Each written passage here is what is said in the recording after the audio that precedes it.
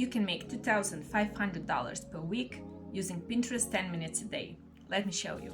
This is something that anyone can do, and all you need is a smartphone or a computer and a Wi-Fi. You'll be posting and reposting photos and videos.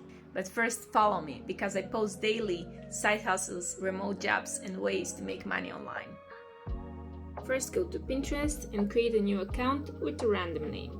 And you don't have to have your picture, you can put just a logo to look professional. Then go to ClickBank and create an account as an affiliate. Explore Affiliate Marketplace and find something for yourself in these categories. Or you can just search. I hit pets, for example.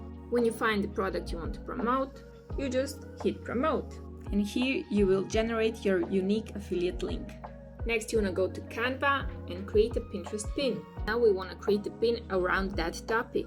Make a pin, add your title, and save it. Now you want to put in here your picture, add title, description, and most importantly, your link. Maybe it will be a good idea to shorten your link, and you can do that here. And now you want to be consistent and post at least 2 times a day.